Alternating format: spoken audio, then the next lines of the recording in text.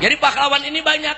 Ada yang seperti kalau kita mau tahu, ada yang berjuangnya dengan perang jihad fisabilillah seperti yang tadi kita ceritakan. Ada juga yang berjuangnya dengan ilmu. Nah, jadi walaupun dia bukan orang yang pandai bertempur, tapi dia berjuang dengan ilmu. Nah, dulu banyak ulama-ulama dari Indonesia ini belajar di Mekah di zaman penjajahan Belanda. Nah, untuk apa mereka belajar? Sebab kalau orang Indonesia semuanya perang, gak ada yang belajar, terus nanti yang ngajar agama siapa, Bu? Bu? Berarti harus ada gak yang nuntut ilmu? Harus ada. Harus ada gak yang buka majelis? Harus ada gak yang buka pesantren? Harus ada. Makanya kalau ibu lihat pesantren di Jawa Barat, di Jawa Tengah, di Jawa Timur, sampai Madura, bahkan ke pulau yang lain, banyak pesantren umurnya udah 300 tahun. Bu, kita merdeka udah berapa tahun? 78. Pesantren Sidagiri pernah dengar, Bu? Di Jawa Timur, Bu. Itu pesantren tertua di NU, Bu. Itu umurnya hampir 300 tahun. Artinya apa? Pesantren itu sudah ada sebelum Indonesia ada. Nah, bayangin tuh, pesantren sudah ada sebelum Indonesia ada. Saudara, ini kan artinya apa di sini? Artinya dari dulu walaupun kita dijajah, tetap ada ulama yang nuntut ilmu, ada ulama yang buka pesantren, ada ulama yang buka majelis taklim, ada ulama yang tetap ngajar. Nah, walaupun ngajarnya hati-hati, jangan sampai ditangkap Belanda, ada yang ngumpet-ngumpet, ada yang terang-terangan, dan seterusnya. Alhamdulillah. Jadi ulama-ulama kita dulu zaman penjajahan luar biasa. Nah, atau kalau di daerah Bogor ini, sejak mudanya ulama kita seperti Mama Bakri atau Mama Falak, saudara, atau Mama Abdullah bin Nuh. Itu juga ulama-ulama besar dari Bogor, bahkan patutnya Bogor, yang dulu ikut berjuang untuk memerdekakan Indonesia. Maka itu saya mau tanya sekali lagi, wajib gak kita terima kasih kepada mereka? Wajib gak kita kenang mereka? Wajib. Jadi Indonesia merdeka ini bukan mudah, bukan. Nah, kemudian di masa-masa kebangkitan nasional ada lahir Jamiat Khair di Jakarta. Setelah itu ada lagi lahir Al-Irsyad, ada lagi lahir Muhammadiyah, ada lagi lahir NU, ada lagi lahir Al-Wasliyah di Sumatera. Jadi kenapa ini kok banyak perguruan-perguruan, organisasi-organisasi lahir, termasuk Sarekat Islam. Lahir semua untuk apa? Lahirnya mereka dalam rangka mengatur strategi secara diplomatis bagaimana Indonesia bisa menjadi negara merdeka.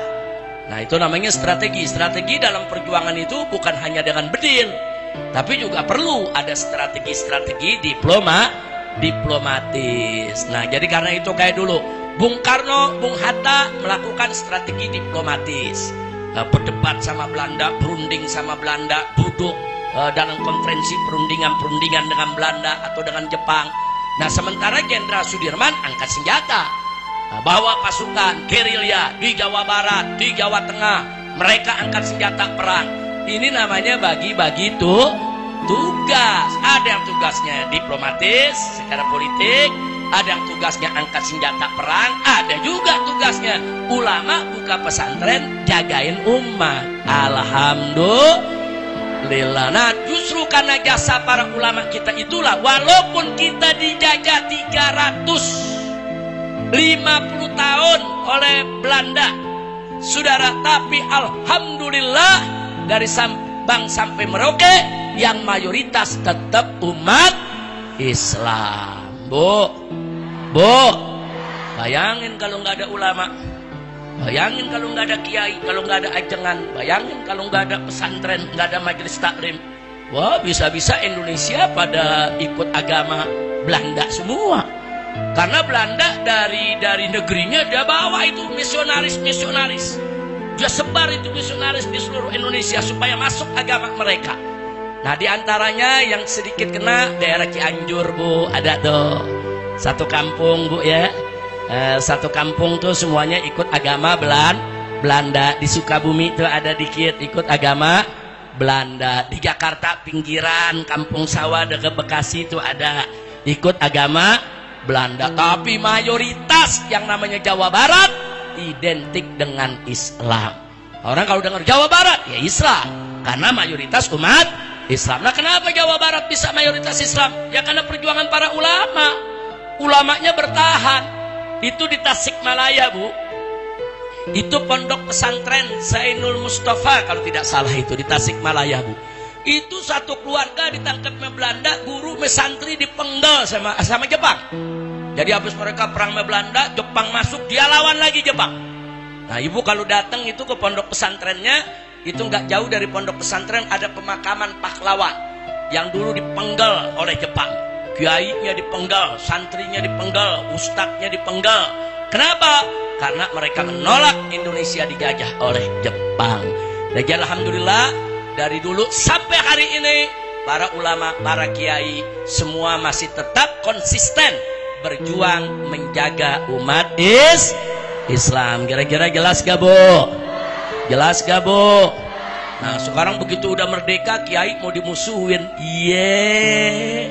Begitu udah merdeka, pesantren mau ditutup.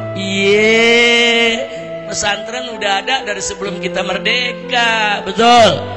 Itu namanya nggak tahu diri. Nah, makanya nggak usah khawatir, Bu. Selama kita kompak, habaib, kiai, ajengan, para ustazah, para nyai, pimpinan majelis-majelis taklim, insya Allah selama kita kompak bersatu, Allah akan selalu menjaga dan memberi kemenangan kepada kita. Alhamdulillah.